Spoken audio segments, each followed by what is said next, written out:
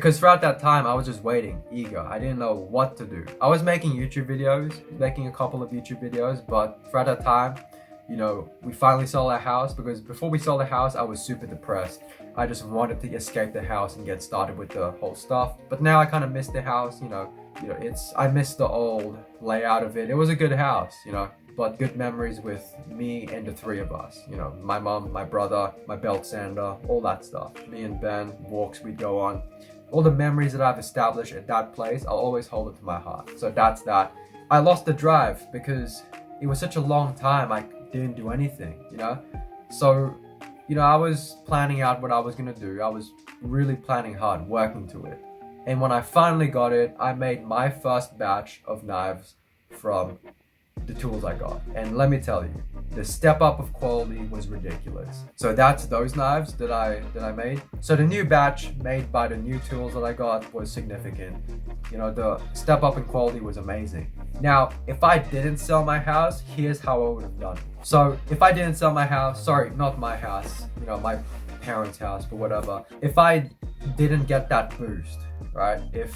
Even if my mom didn't want me to do this. Thank you, mom, by the way, for, helping me with this business. Always thankful. I would be not where I am right now. It would have taken a long time to get all of those tools, because a 2x72 belt grinder is $2,000. And if I was to get a part-time job, I was in school, that would have took me about probably 5 months to get. I would have took a lot of time getting that thing, because $2,000, that's a lot of money, and to accumulate that much money, it'll take a while. That's one of the most important things. All the other stuff you can probably get within like 5 months. Just save up for it. So I had a whole year of getting equipment, accumulating things, just like that.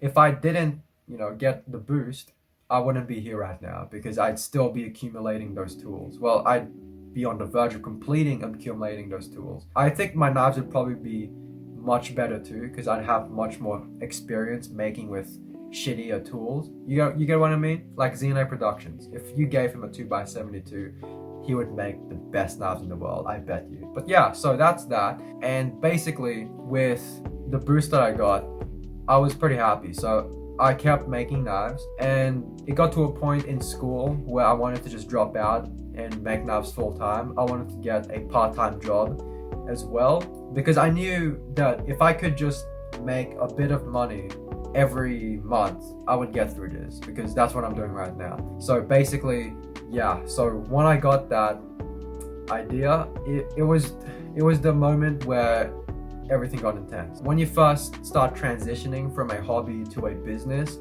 you're gonna get a lot of people to tell you no. Now, number one thing in life, never let anyone, and I mean this, never let anyone who hasn't achieved what you want to achieve in the way you want to achieve it tell you that your dreams are stupid, because they don't know shit. They don't know shit. They haven't done it themselves. Never let anyone tell you otherwise. So I had a lot of people telling me otherwise anyway. People who weren't knife makers, who thought they knew what they were saying, but they're probably hoping I forgot, and I did. I forgot everyone who ever doubted me, because it was important to me. I forgot. If you ever did, I forgive you. I'm not a hateful person. But basically, throughout that whole year, 2020, this was 2020, by the way. Dang it, I didn't even mention the years. All right, look, 2018 was when I already told that. 2018 was when I made those knives, the bell song. 2019 was when I made those inferior knives, and when I was going to get the money to boost, and that's when I made those 3 knives as well. So that's that. And 2020 was when I started off with those tools, because the new tools, the boost. I call this the boost. That's when I started off with the boost. So my goal was to enter the industry, make a scene with a professional appeal. And I think I did that pretty well. I entered this scene looking like a professional straight out the gate. And kind of, not really. I had some pretty decent, media for it, pretty decent overall coverage on what I was making. And it went pretty decent. So for the first few months, I'd make a couple of knives. I sold 3 of them. And it was pretty exciting. I was pretty happy. But I did take a huge break once I realized that one of my customers was actually a setup. I'm not gonna get into it, that's for a different video for the future, but I was set up, you know, and I was pretty depressed after that. So I just stopped making knives. So pretty interesting how depression can affect your, you know, your pursuits, your passions. And I know, you know, people say that if you get depressed and you lose your passion for something, it was never your passion in the first place. I think to a sense that's true, but to a sense as well, depression and anxiety can be really overwhelming. Even the most driven people can get stopped by those things. It's just, you know, it's just that. And so, yeah, for the whole year, I was just gonna get through school. I just wanted to finish school so I could, you know, put full time into it. And so I left school in October and I made 2 knives for my aunt. It was the Shroud and Cataxia. So that was pretty decent. And then I started getting to YouTube again. You know, once 2021 hit, which where we are now, I've made so many videos and they're all high quality too. They're not just quick videos. So that's that. And once I started getting the hang of it, you know, all of this, the grind part of it, you know, I started really picking myself up. So here we are now. That's basically it. That's my whole story. And I think I should probably explain what I was going through in 2020. So when I was taking a break of making those knives, I really established my brand identity there. I decided, you know, all right, this is what the logo is going to look like. This is what I want in knives. Basically, what do I want in my knives? This is what I want. I can tell you without looking at anything. My whole Riveraedge project, it's not just about knives. It's about inspiring people to be the best versions of them that they can be. And I can't do that if I'm in bad state, because you can't help people if you can't help yourself first. So at the moment, I'm still picking myself up, you know. So that's that. I haven't been doing that much, but I try to. Every time I talk to my friends, I ask them, hey, what do you want to do in life? Let's talk about it, because that's me. I like to help people, you know, especially with that, because during that time in 2019, I did feel like, you know, my dreams were kind of shat on, that it wasn't super believing. Even the people closest to me, they had a bit of doubt. It was kind of sad. So that's why, you know, nowadays, whenever I talk to anyone, and I mean anyone, I ask them, what do you want to do with your life? And no matter what they say, no matter how bizarre what they want to do, I support them with it. I tell them exactly, you know, this is what I think you should do. Don't take my word for it though, but I want to help you. Because that's just me. So that's the inspiration side of it. On the whole the knife making side, I just want to make super tough, excellent knives that excel and amaze you as you use them. You know, you look at the knife and it's all handmade, polished and all that, perfect knife.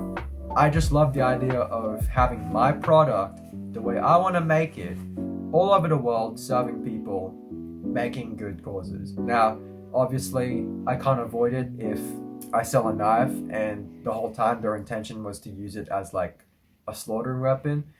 I can't, you know, just know what people's true intentions are. So, you know, that's the bad part of knife making. You know, you never know what your knives are going to be doing. So just keep that in mind too if you're, you know, wanting to do this. And so I really like that idea of having my product out there. And at the same time too, I just want to be remembered in this industry as that kid, that 18-year-old kid who came riding into the knife industry, making a difference, you know, showing people how to do it differently. Because right now, I don't see any kids, I mean, there probably are a couple, handful. I don't really see any kids doing full-time knife making and YouTube and having some kind of image outside of the knife making thing all at the same time. Because, you know me, I try to diversify my audience. I have my fragrances. I talk about fragrances, fragrance compositions, how to, you know, fragrance, all that stuff.